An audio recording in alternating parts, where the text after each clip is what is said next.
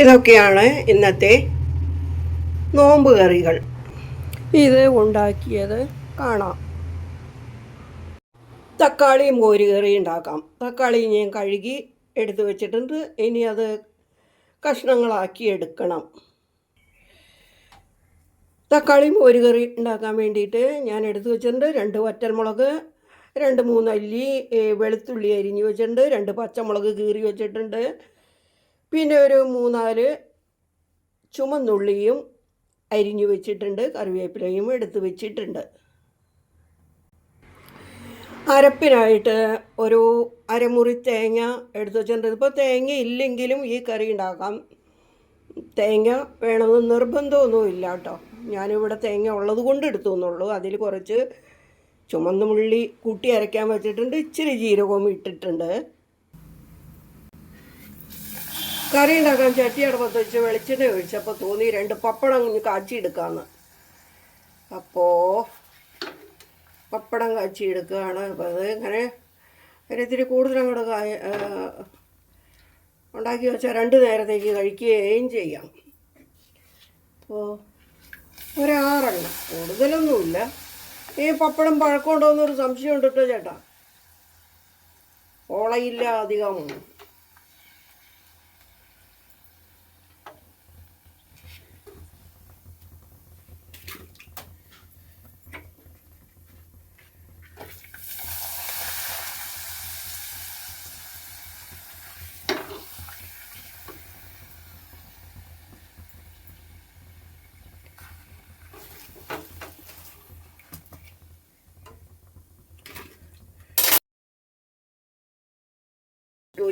കടുകിടാൻ പാണ്.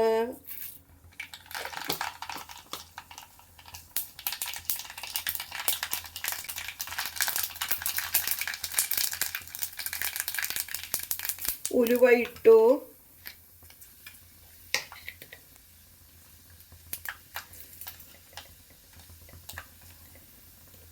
രണ്ട് പച്ചമുളക് ഇട്ടു.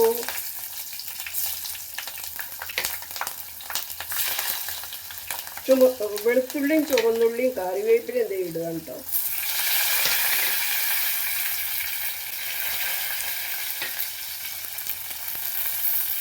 പച്ചമുളകൊന്നും ഇട്ടിട്ടില്ല. ഒന്ന് ആയി കഴിഞ്ഞിട്ടിട്ടാണ്. തീ കുറച്ചും കൂട്ടിയൊക്കെ വെക്കണേ. അപ്പോൾ ഞാൻ കുറച്ച് തീ ഇട്ട് വെക്കും. കുറച്ചിട്ട് ഇനി തക്കാളി അരിഞ്ഞെടുക്കട്ടെ. വറ്റൽമുളകും ഇട്ടു.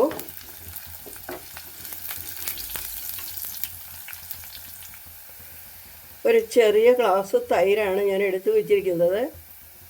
അത് കുറച്ച് ചേർത്തിട്ടാണ്, തേങ്ങയിൽ ചേർത്തിട്ടാണ് ഞാൻ മഷി പോലെ അരച്ചെടുക്കുന്നത്. ആവശ്യം പുളി അനുസരിച്ച് ഇത് കൂട്ടിയും കുറച്ചും നമുക്ക് ചെയ്യാം കേട്ടോ.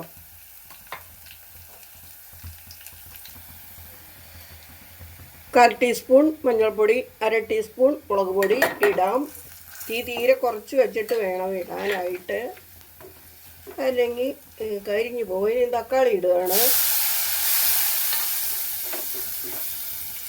അത് ഇച്ചിരി ഉപ്പ് കൂടെ ഞാൻ ഇടുന്നുണ്ട് കേട്ടോ. 1 പീസ് അരിഞ്ഞ് ഉപ്പ്. ചെറിയ തീയിലിട്ട് ഇളക്കി വേവിക്കാം മൂടി വെച്ച്. കഷ്ണം വേവായി, തക്കാളി വെന്തു. ഇനി അരപ്പ് ചേർക്കാമാണ്. തൈര് ചേർത്ത് അരച്ചതാണ് കേട്ടോ. വെള്ളം ആവശ്യത്തിന് ചേർക്കാം. പുളിശ്ശേരി അല്ലേ, അപ്പോൾ വെള്ളം കൂടുതൽ ചേർക്കാം. ഇത്തിരി വെള്ളമോടെ ഞാൻ ചേർക്കുന്നുണ്ട്.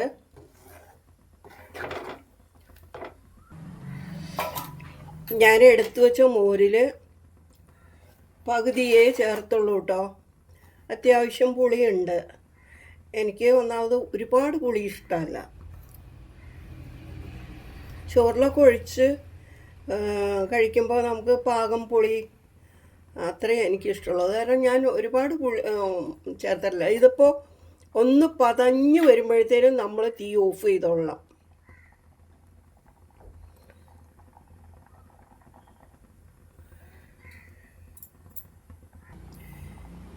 പതഞ്ഞു വന്ന തിളവന്നു തുടങ്ങി ഞാൻ ഓഫ് ചെയ്യാണ്. ചക്ക കൂട്ടാൻ ഉണ്ടാക്കാൻ പാണ്. ചക്ക വേവായിട്ടുണ്ട്.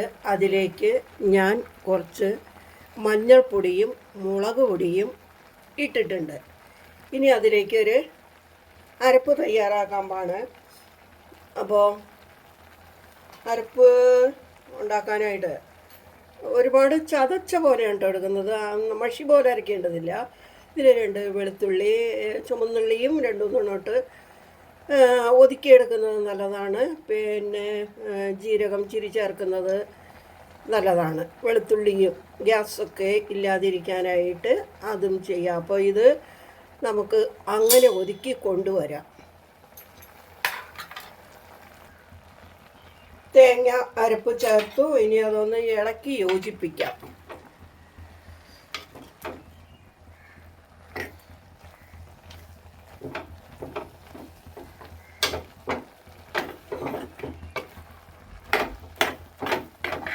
തേങ്ങയുടെ പച്ചരുചി പോയി കഴിഞ്ഞ് കഴിയുമ്പോൾ ഇറക്കി വെച്ചിട്ട്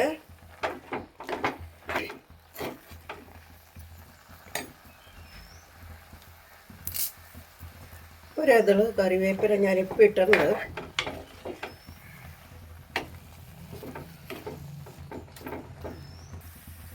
ഉപ്പ് അല്പം കുറവ്, ഇത്തിരി ഉപ്പിടുകയാണ്.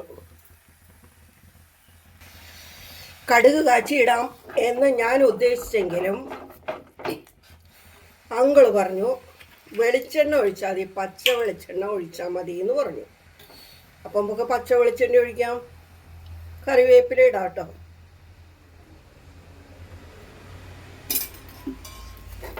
തീ ഓഫ് ചെയ്യാം.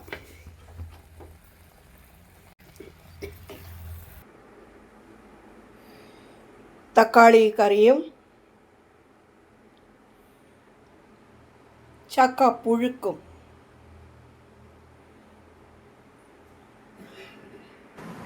ഇനി കഴിക്കാം.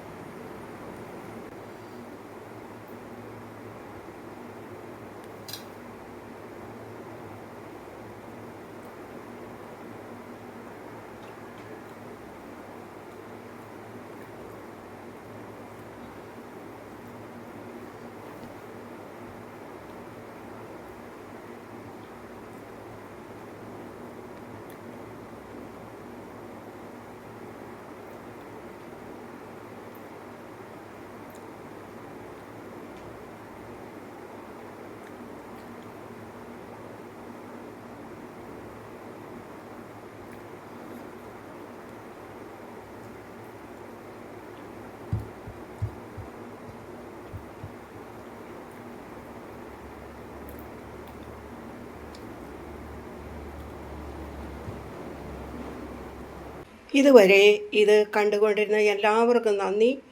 ഇനിയും ഒരു വീഡിയോയുമായി ഞങ്ങൾ നിങ്ങളുടെ മുമ്പിൽ വരുന്നത് വരേക്കും ബായ്.